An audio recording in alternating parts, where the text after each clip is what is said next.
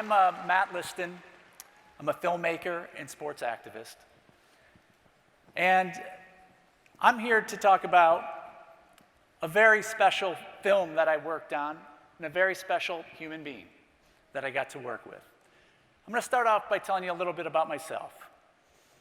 Being a filmmaker and sports activist means I like to create films that help people inside the world of sports. I like to take an existing negative situation and make it a positive one. Now, this could be something as simple as helping a deserving fan getting tickets to a big game. Or it could be something a little bit more difficult to attain, which is getting a professional baseball player a second shot at the big leagues. Now, nothing could have prepared me, no story could ever prepare me for the one that would hit my inbox and my text messaging on November 15th, 2017. This was a story that would change and inspire me. This would become a story that was the perfect and greatest example of taking an extreme negative and transforming that into an extreme positive. Why my family and friends flooded my cell phone with the same article over and over and over again all day was because a former Ball State football player had been wrongfully detained in a Chinese prison for 14 months. Hell yes, I was interested. In fact, I became obsessed. This article was written by a man here in Michigan, Dan Wetzel, Yahoo Sports. This article highlighted a story that at that time was current. It was about 3 UCLA basketball players that had been visiting China, thought they'd shoplift at a few stores, and they got caught. Well, when they got caught, that was serious business. It gained national headlines and the attention of Donald Trump, and before you know it, they were back home within a week with just a little slap on the wrist. So this article by Dan Wetzel pointed out, what about Wendell Brown? Wendell Brown, Detroit's own. Wendell Brown was an innocent American man teaching Chinese youth American football. One night he walked into a bar and was attacked by 2 men throwing bottles at him. Who ended up in prison? Wendell Brown. Wendell Brown was stuck for 14 months in a prison. Nobody was coming to help him. I reached out to his mother, Antoinette. Love seeing you here today, Mama. And she had been working over a year, night and day, trying to rally people, trying to get attention on this. I wanted to contribute in any way I could. Now, I had never been to China. I didn't know anything about the Chinese judicial system, but what I could contribute in some small way was filmmaking. I knew how to make films. I knew how to create a campaign. After all, this is what Wendell Brown needed. Wendell Brown needed some attention, and that's what I wanted to provide it, using traditional and non-traditional media. I started off crafting these short videos that I wanted to go viral. We put them out online. We put them out on apps in several countries, including China. And we started spreading the word. Momentum started to build. Now, what also happened is a team began to form via an app called WeChat. It's big in China. And so many people from all walks of life, so many different skill sets came out and said, I want to help. I don't know how can I help? We all teamed up. Here's a small sample size of some of the folks that joined this Team Wendell group. We had Sophia. Sophia stepped up when Wendell's first lawyer failed him. She stepped up, she worked pro bono. We have Cherie, a native of Atlanta, now living in Shanghai, and she was our heart and soul in China working on this campaign. And we had Dan the Man Redford, who's here tonight, from Detroit, spent some time in China, and he was working things here with the local officials, trying to get some more attention and more aid for Wendell Brown. And then Jason Whitlock of Fox Sports stepped up, and he helped us out as well. Now, here's the thing. We all could communicate on our cell phones, via this WeChat app. But the only way we could communicate with Wendell Brown was through written letters. okay? Once a month through the U.S. consulate. This was the game changer. Because as his letters were coming in, it was clear who Wendell Brown was. All his letters came from a place of strength and positivity. His letters always consisted of words like love, faith, hope, family. Wendell Brown, sitting in a cell in China, was igniting his own campaign through these letters. He was propelling this whole team. All right, you know what? I'm taking so much time. I'm just gonna, really quick. He would always close his letters with some lines of gratitude. So I'm gonna read you an ending of a typical letter. Thank you to all of you. Please continue to pray and send me your positive energy, and I will continue to do the same for you in return. I love you all to life. Grace, peace, prosperity, love, and abundance of blessings in the name of the Most High God.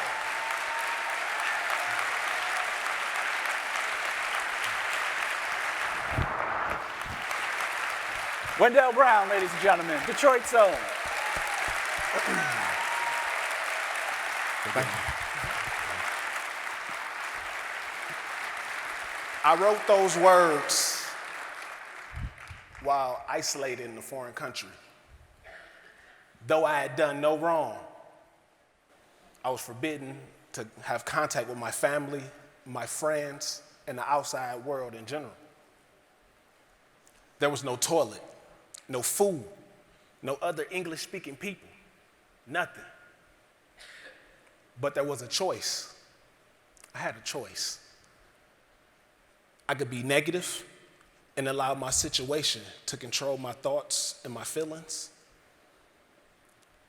or I could choose to be positive and conquer anything that's not worthy of me in my life. Things happen daily in our lives, some of which we have no control over. But there are two things we do have the power to control.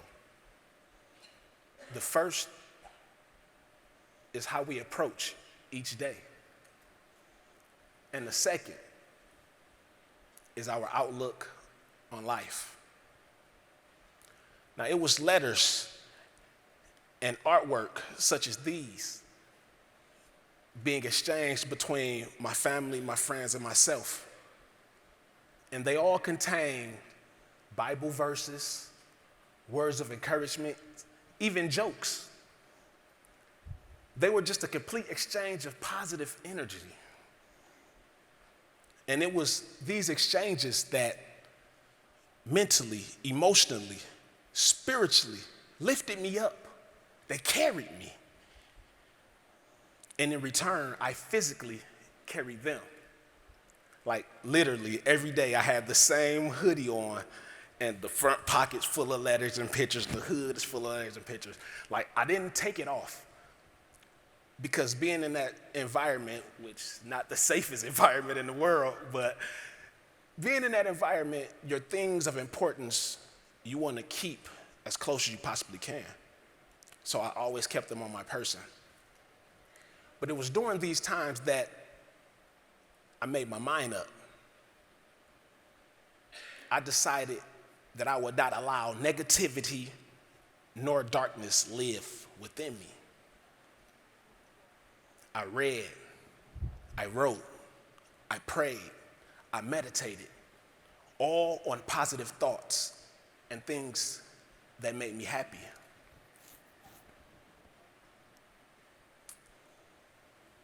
I dreamt of and daily visualized freedom.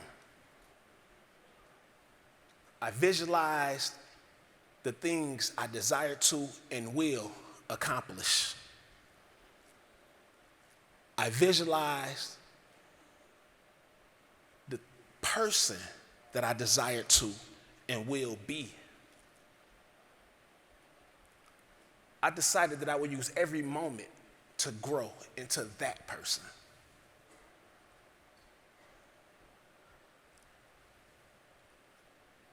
I decided that I would use every day to get better. Well, I'm happy to say, after over 2 years working on the campaign, it grew. Momentum for his release grew. And as a team, as family, we all had the same thing every day. We visualized the same thing. It was the day that Wendell could step foot on U.S. soil and hug his mom. And a moment I'll never forget is you at LAX hugging your mom. Yeah, awesome moment. This was one of the greatest moments of the whole thing. Of my whole life. And I got to tell you, for me personally, oh, look at that. For me personally, seeing and hugging you for the first time, you hugged and you called me brother. And I got to tell you what, for me, that is an extreme example of extreme positive.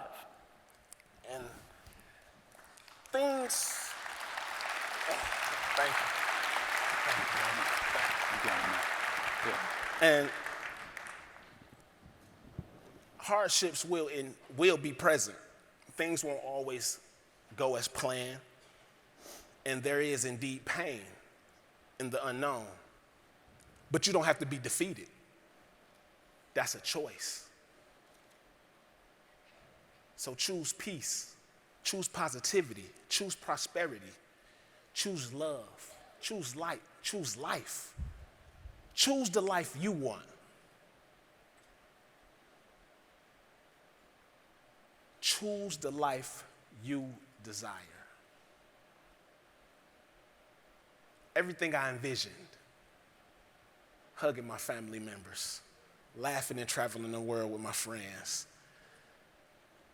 embracing and doing beautiful things with the new additions to my family who showed their love and support the entire time of my hardship. Speaking to you all here today, this was my choice. This is what I envisioned. And it's here. Glory be to God, it's here.